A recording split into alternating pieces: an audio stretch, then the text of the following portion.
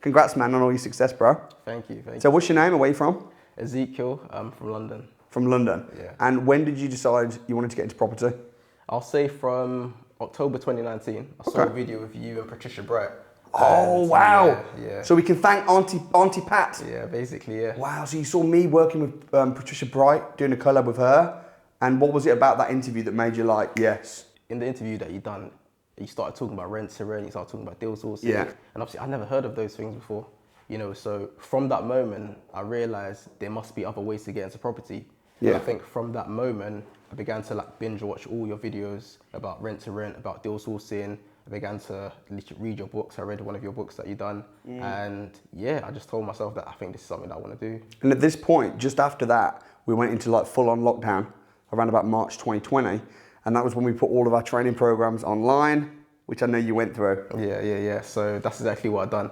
I saw that you were releasing all your videos and you put it online and you done it for £1. And I took full advantage of that. And so yeah, I watched all your videos. Great, man. And when did you get your first rent to rent? So my first rent to rent was in April 2021. And that came after 8 months of trying to source a deal. So I had no success. And literally in April, I was ready to pack it in. So after 8 months of constantly calling landlords, 20 landlords a day, I was ready to literally just pack property in. And then spoke to one of my friends, Dammy, and he said, try rent to rent. And then within 2 weeks of me trying that, I got my first deal. Nice. So for anyone who doesn't know, what is rent to rent? So rent to rent is essentially you taking a property from a landlord or an agent, you agreeing on a management contract for a rent for about 3 to 5 years. Yeah. You guarantee the rent, deal with all maintenance, and yeah, give a hands-off experience to landlords and agents. So what do you think from a landlord's perspective, like right now? What are the advantages? If I'm a landlord and I've got a property and you want to take it off me on a rent to rent, what's the advantage to me? Why would I not just rent it out myself? Personally, I feel like as someone who's busy, most landlords can be busy, especially portfolio landlords. And when they know that they're getting a hands-off experience, all maintenance, everything is dealt with, I feel like it's a win-win. They don't have to have the stress of dealing with tenants or dealing with all the ongoing costs. They just know that every single month they're going to get their rent on time. Yeah. Okay. So for them, it's just ease, lack of hassle. And then what are you getting out of it? If you're just renting a property off of me, how are you making money? So I get the profit after all the bills are paid, after the rent is paid, I get the profit from the property. So you're renting it out as like a HMO or something? Yes, I'll have some HMOs and have some service accommodation. Okay, cool, man. Yeah. So right now, how much are you making from your rent to rents alone? So each of them bring in about 800. I'll say my service accommodation, both of them probably bring in about £1,000 a month. That's 70% occupancy. Okay, so how many have you got in total now? So I've got 5. 5, yeah. And they're making about 800 quid each? Yeah, so probably around 4k a month profit. 4k profit, and on top of that, you're also deal sourcing. Yeah, I deal source as well. Try to aim for about 3 a month. Yeah. Co-deal sourcing. Yeah. So you're kind of on between sort of like £7,000 and £9,000. Yeah, exactly, yeah. So you're making a few grand from your deal sourcing. Yeah. And then about 4 or 5 grand from your rent to rents. Yeah, exactly. Yeah. So why are you still working? So for me personally, I feel like when you have a full-time job. What is your job? I work in a primary school. I'm a learning mentor. Yeah. So working with kids with learning difficulties and behaviour problems. For me, working in a full-time job, you have that security knowing that you're going to get X amount at the end of a month. And because of business, there's so many ongoing costs. So for me, I know that if I spend X amount, I have security from my job. And although I don't need to work in my job, I feel like one, it's quite rewarding, with the kids, helping out the kids. But also 2, it allows me to scale my business much quicker because I'm looking to take on a new deal every month. But is your job making as much money as your business? No, my job is making far less. I think from deal 3, I didn't need to work at my job, but I still chose to work at my job. Do you enjoy your job? Yeah, I enjoy it, but I definitely feel like it's probably coming towards the end. Yeah. So right now in 2022, do you think this business model still works? 100%.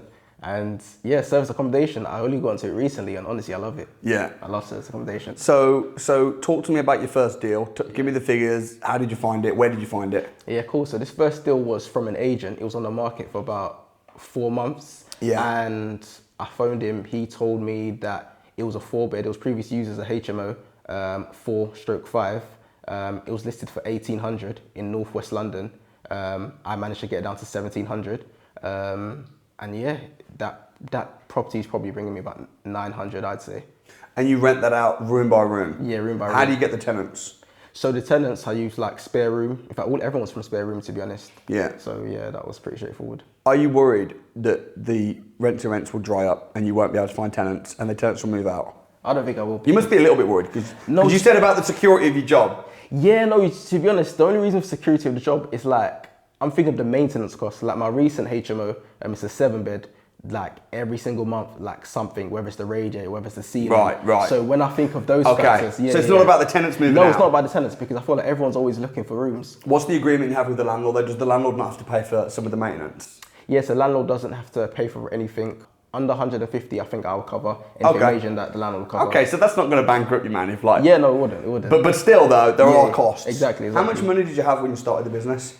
So I had quite a bit from savings. So from age 21, from 19, I had like £2 in my account. So from 19 to age 23, I was just saving. And so I had a reserve of money. I had about like 17K. Wow. That, yeah. Have you put all that into rent-to-rents?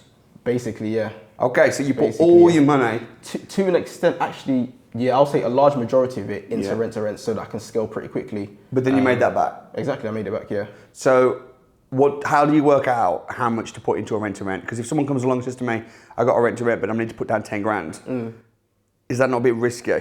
Yeah, it definitely has to be risky. I feel like you need to look at how much you have coming in. I feel like you need to properly evaluate the deal. You know, you can't just take any deal for the sake of taking a deal. Yeah. You know, the numbers have to make sense. I try and make my money back within about 7 months. Okay. So that's our rule. We say 6 months. Yeah.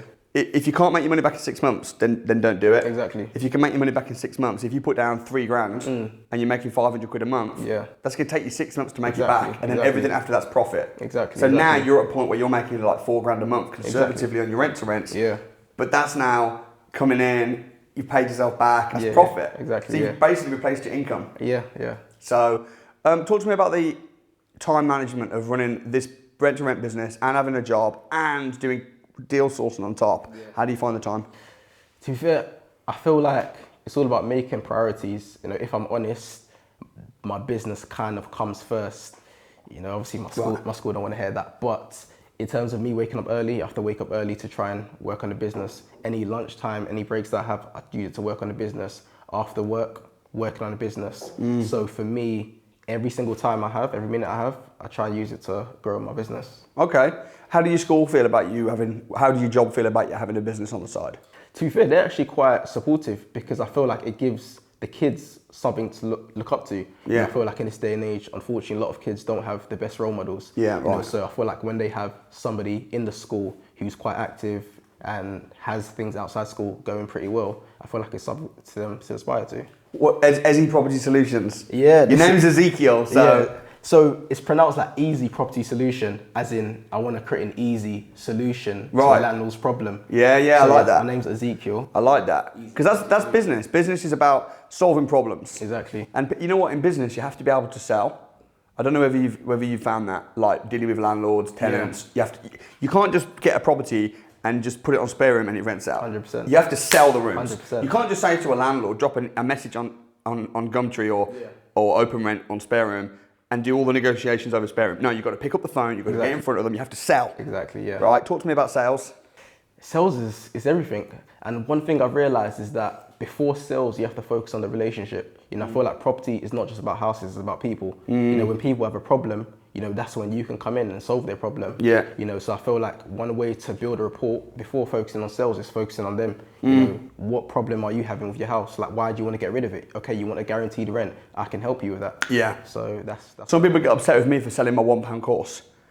And I'm like, if you're upset with me for selling your £1 course, then you're not going to be able to sell to landlords and sell to tenants. If you're like, oh man, don't sell to me. Exactly. I'm not trying to sell you a £1 course to get rich. You paid me £1. Exactly, yeah. But for me, that's just because I want a tiny commitment from you. Exactly, yeah. So there's a little bit of a sting. And I sold to you, and now you got the training. Yeah. You're now selling to landlords. Yeah. Probably the best pound you ever spent. Definitely was. So, okay, what are the problems then with rent-to-rents? Talk to me about some of the challenges you've had. Ooh, tenants. My first deal, I was so desperate for tenants, picked the wrong tenants. I mixed one social house tenant with 4 professionals. Ouch. When everyone was working, she was at the home stealing their food. She had another guy round the house, smoking in a room. Yeah, the neighbours were complaining. I had one tenant, one guy. trying to get him out of the property. He should be leaving at the end of the month. He's behind on his rent, 3 months behind on his rent. The reason why I got like that is because he lost his job. I kind of felt sorry for him. That's one thing I realised as well. You can't be too nice. No, you when can't. you're too nice, people take advantage. Right, and they'll come up with stories, man. Exactly. And that's exactly what happened with this guy. He said he lost his job. Whether that's true or not, I don't know. But yeah. Got to have compassion, but also the Bible talks about be as innocent as a dove, but as wise as a serpent. Yeah. And it's like being kind and innocent and pure and compassionate, but also not being a mug. Exactly, yeah. So how stressful was that? How stressful did you find that as like a young entrepreneur? Honestly, like sometimes I wake up and I'm just like annoyed. Yeah. Like I'm just looking at my phone like because he's ignoring my calls on purpose. So for me, that was frustrating. With the girl, she managed to get out pretty quickly because she was provided by the council, so she didn't want any of her benefits to be revoked. Did you have to confront her? Yeah, and that's the only way because she was ignoring my emails. So did you go around to the house? Yeah, I went to the house. How old are you? I'm 24, going to be 25 in June. 24. So 24-year-old having to like deal with problems like this. Yeah, exactly. Go up to houses. Some people aren't cut out for that. I know, honestly. Some people can't do that. They could never. For sure. Because that's challenging, man. Exactly. Even in my latest one, well, not my latest one, the one that I got in January, it's a 7-bed. All the tenants there are all older than me. Like, yeah, and my first encounter with them was telling them that their rent was going to go up because obviously it wasn't making as much profit. And, one of the guys who was like 45, he was squaring up to me because I told him that his rent was going to go up by £35. So I gave him a month's notice and his contract was coming to an end anyway. Yeah. But he didn't like it, so yeah, he wanted to fight me. Damn. Yeah. Rough, bro. I know. Did you fight him? No. No, he's a good tenant now. Do you know what though? I've taught a lot of people in property, and some of these challenges they're not used to. Exactly. And it's like, whoa, what do I do with this? I got this guy squaring up to me. Do I fight him? Yeah. And it's like, no, you have to be professional. Exactly. Follow the book, follow the business. Exactly. So, okay, so your biggest problems and biggest challenges have been with tenants. Yeah, for sure. Have you grown through that? 100%. And that's the thing. I feel like a lot of people don't want adversity, but I feel like it's the adversity that strengthens you. Right. And I feel like all those experiences allow me to look back on it and learn from it. And I feel like a loss isn't a loss when you learn from it. I feel like it's a lesson. And I feel like all lessons are lessons. I remember when I was 17, 18 years old, I had some like HMOs and it was the same thing. Like sometimes there's tenants that don't want to pay. And I remember being like, oh, maybe I need to get my mum to call them or something. And then I thought, you know what? I need to stop being a pussy. Exactly. This is my property. They're my tenants. This is my money. I need to deal with this. Yeah. And when I did, obviously it was hard, but you think, actually, this is part of the business. By the time I was 19, I'd see other 19-year-olds and mentally and experience and like they're on a different planet. Exactly. They're worried to call their friends because they don't feel comfortable on the phone. They only like to text. Yeah. And I'm having to go and face people and kick them out.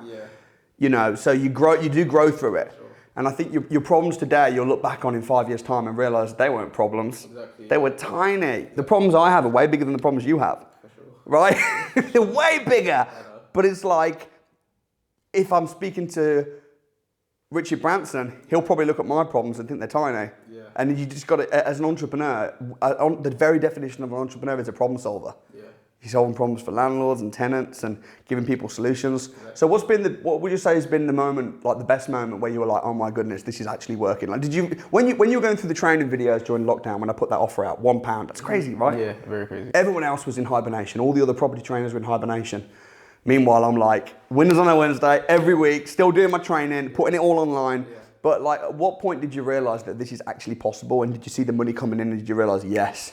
I feel like when I got to deal 4, that's when It took that long because my first 3 deals, I was like, yeah, it's going pretty well. But I feel like deal 4, I actually realised like, wow, that this is actually going pretty well. In the space of 12 months, I've taken on 5 properties, but it was deal 4 that actually made me realise that, wow, this is going really well. Yeah. And what would you say to someone wanting to do what you've done? What advice would you give them to take like the steps and stuff to get started from the early days? To be fair, a lot of people ask me that question and my answer is always the same. I feel like you have to get educated. You have to know what you're getting yourself into. Yeah. You can't just go to a landlord and say you're going to guarantee them rent. You're only going to get a rejection. So for me, I feel like before anything, you need to invest in yourself and get educated. And even if that's £1, like I'm still running pound courses now. The only difference is I'm doing them in person. Okay, what would you say is your strongest reason? Because you've had to hustle, man. Yeah. You've had to go out there, you got rejected again and again.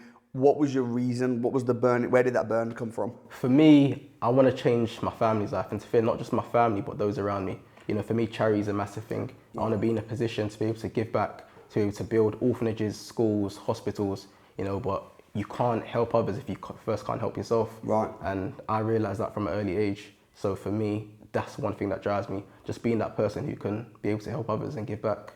Yeah, man, that's good. I believe that. 'Cause it's similar for me, you know, when I got started. What's next then for Ezekiel? What's next for Easy Property Solutions? For me, I want to take on a property every month. So by the end of the year, I want to be like earning £10,000 a month profit. Yeah.